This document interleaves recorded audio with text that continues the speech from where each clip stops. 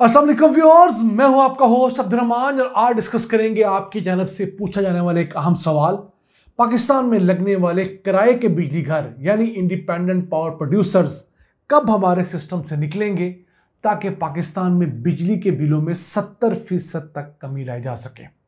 याद रहे, इस वक्त हम जो बिजली का बिल अदा करते हैं उसमें 70% इन प्राइवेट बिजली घरों का किराया होता है, जबकि सिर्फ पैदावारी लागत 30% होती है। तो इस मुतालिक हम आपको ये बताते चले कि पाकिस्तान में वो पावर प्लांट जो 1990 की दहाई में नून लीग और पीपल्स पार्टी ने लगाए थे, उनमें से अक्सरियत हमारे सिस्टम से निकल चुकी है और बाकी 2034 तक निकल जाएगी। इसी के साथ साथ पाकिस्तान मुस्लिम लीग काफ के दौर के अंदर यानी परवेज मुशर्रफ के दौर के अंदर जो चंद पावर प्लांट पाकिस्तान में लगे वो भी 2034 तक पाकिस्तान के सिस्टम से निकल जाएंगे। अब मजमूई तौर पर यह पावर प्लांट 8800 मेगावाट के हैं जो 2034 तक मुख्तलिफ सालों के अंदर हमारे सिस्टम से निकलेंगे। कोई 2026 में निकलेगा, कोई 2028 में, 29 में, 30 में, 2034 तक 2005-6 तक के सारे पावर प्लांट हमारे सिस्टम से निकल जाएंगे, क्योंकि इन पावर प्लांट के साथ हम लोगों ने 30 साल का मुआहदा किया था, वो मुकम्मल होगा। अब पाकिस्तान के लिए जो पावर प्लांट दर्द सर बने हुए हैं वो पावर प्लांट है जो हम लोगों ने सीपेक के अंडर या उस दौरान 2013 से लेकर अब तक लगाए हैं। अब इन तमाम पावर प्लांट्स के साथ भी हम लोगों ने 30-30 साल के मुआहदे किए हैं, यानी 30 साल तक हम इनसे बिजली लें या ना लें, इन्हें हम अरबों नहीं खरबों रुपया किराया अदा करते रहेंगे।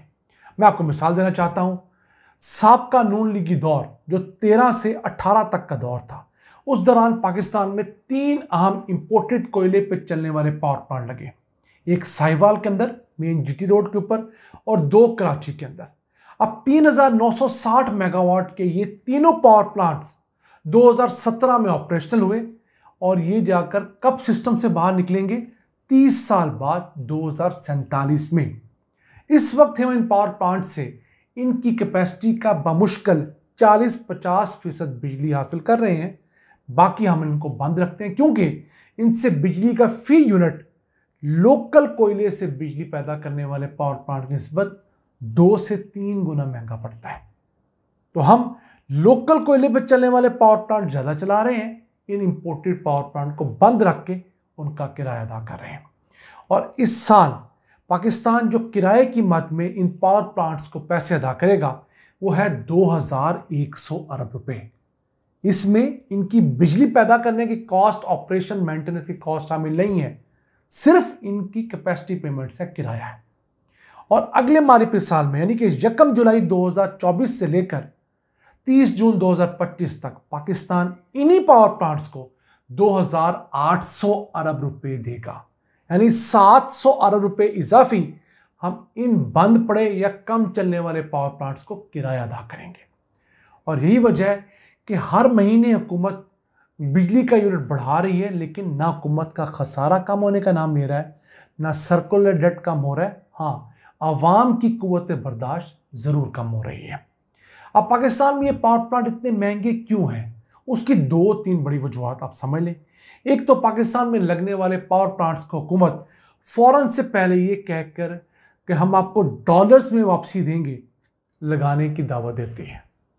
बहुत सारे पावर प्लांट्स ऐसे भी हैं जो मालिकान ने रुपयों में सरमाया कार करके पाकिस्तान में लगाए, फिर हुकूमत से मिल मिलाकर अपना रेट डॉलर में लिया। जैसे जैसे डॉलर महंगा होता जाएगा वैसे वैसे इनको की जाने वाली पेमेंट्स ऑटोमेटिकली बढ़ती जाएंगी। इनकी तो लॉटरी लगी हुई है पाकिस्तान के अंदर। दूसरा मसला यह है कि पाकिस्तान में सिंगल बायर मॉडल है, यानी पाकिस्तान में अगर किसी पावर प्लांट से कोई बिजली खरीद सकता है तो वो सिर्फ हुकूमत पाकिस्तान है। होना यह चाहिए कि कोई भी शख्स, कोई भी इदारा, कोई भी फैक्ट्री किसी भी पावर प्रोड्यूसर से बिजली खरीद सके और उस बिजली के तरसील के लिए जो तार इस्तेमाल होगी, जो वापडा का नेटवर्क, बेसिकली वो NTDC का नेटवर्क है, तारों का, ट्रांसमिशन लाइन का, वो इस्तेमाल होगा, उसके थोड़े से चार्जेस उसे अदा कर दिए जाएं। दुनिया भर में यही होता है। बदकिस्मती से हम कई सालों से इस सिंगल बायर मॉडल ख़त्म करके मल्टीपल बायर मॉडल लाना चाह रहे हैं, लेकिन एक माफिया इसे रोके हुए है। अब इन पावर प्लांट्स के पास बहाना है जनाब हमने अरबों खरबों रुपए की इन्वेस्टमेंट आपके पास की है, तो चूंकि रियासत पाकिस्तानी खरीदने की जिम्मेदार है तो रियासत पाकिस्तान हमें वापसी की भी इंश्योरिटी दे ना, तो हमें इस सिंगल बायर मॉडल को भी ख़त्म करना होगा।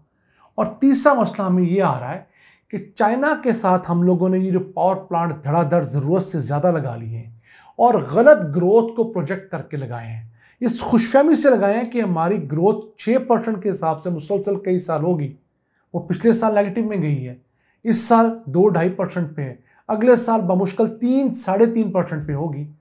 तो हमने पावर प्लांट 6% के हिसाब से लगाए, तो उस हिसाब से हम किस तरह अपनी ज़्यादा कैपेसिटी को यूटिलाइज करेंगे। अब इसका वबाल हुकूमत अपने घरों पे लगाने वाले सोलर पैनल सारिफीन पर निकालना चाहती है। पाकिस्तान में जो वैसे पावर प्लांट लगे हुए हैं टोटल वो कुछ 45,000 से 46,000 मेगावाट सलाहियत के हैं, जो किसी भी वक्त 40,000 मेगावाट कम अज़ कम पैदा कर सकते हैं।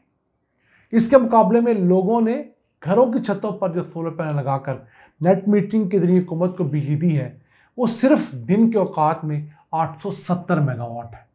कहाँ 45-46,000 मेगावाट और कहाँ 870 मेगावाट। लेकिन हुकूमत को ये खटक रहा है जिनसे हुकूमत 19-20 रुपये यूनिट लेती है और उन्हें ही वही यूनिट 65-70 रुपये में वापस करती है। लेकिन जिन बड़े बड़े माफिया से IPP से मिल मिला के खरबों रुपये की पेमेंट करके ये पावर प्लांट लगाए हैं उनके ऊपर कोई हाथ सख्त नहीं किया जा रहा। इस साल जो 30 जून 2024 को मुकम्मल होगा, पाकिस्तान में बिजली का औसत यूनिट 23 रुपये में बना था। उस 23 रुपये में सिर्फ 6 रुपये 73 पैसे बिजली पैदा करने की कॉस्ट थी, जबकि 16 रुपये 22 पैसे हमने किराया शामिल किया हुआ था। जबकि अगले मालिकी साल में ये चीज़ बढ़ जाएगी, हमारा एक यूनिट 25 रुपये का हो जाएगा और उस 25 रुपये में 17.5 रुपये हम लोगों ने किराया अदा करना होगा और बाकी 7.5 रुपये हमारी बिजली जनरेशन कॉस्ट होगी, यानी कि हमारी जो फ्यूल की कॉस्ट आती है। इसमें हमारा हाइडल सोर्स भी आ जाएगा, हमारा न्यूक्लियर का सोर्स भी आ जाएगा। अब न्यूक्लियर से बिजली का एक यूनिट 1 रुपये का बनता है, फ्यूल कॉस्ट इस कदर कम है, लेकिन उसके कैपेसिटी चार्जेस 18 रुपये के हैं। चले वो फिर भी 19 रुपये का यूनिट बारे में है, लेकिन इंपोर्टेड LNG और इंपोर्टेड कोयले पे लगने वाले पावर प्लांट्स का एक यूनिट 40-50 रुपये तक जा पहुंचता है। और यही वजह है कि मुल्क के अंदर ज़रूरत से ज़्यादा बिजली पैदा करने की सलाहियत के बावजूद हुकूमत आजकल गर्मियों के अंदर कम बिजली पैदा करती है, ताकि महंगी बिजली कम पैदा करनी पड़े और आवाम को वो महंगी बिजली कम दी जाएगी तो उनका बिजली का बिल भी कम आएगा और उनसे रिकवरियाँ भी कम की जाएंगी। नाज़रीन, इस मालियाती साल में हुकूमत ने 3 मज़ीद IPPs पाकिस्तान के नेटवर्क में शामिल कर दिए हैं। अब इन 3 IPPs का जाके मुआहिदा 30 सालों बाद 2054 में मुकम्मल होगा। अभी अगले साल भी IPP सिस्टम में आ रहे हैं, उससे अगले साल भी IPP सिस्टम में आ रहे हैं। अभी हम CPEC के तहत फेज़ 2 के अंदर मज़ीद IPP सिस्टम में लाने लगे हैं। उनका क्या बनेगा ये सोचें तो दिल यकीनन बंद होने को जाता है। अल्लाह ताला हमारे हुक्मरानों को हिदायत दे, अपनी जनाब से को ख़ास फरिश्ता ही मुकर्रर करे तो हमारे मौजूदा हुक्मरान अक्ल कर सकते हैं, वरना हम इनसे क्या उम्मीद लगाए बैठे। आज के लिए इतना ही। अपने मेज़बान अब्दुर्रहमान को इजाज़त दीजिए। अल्लाह ने के बाद।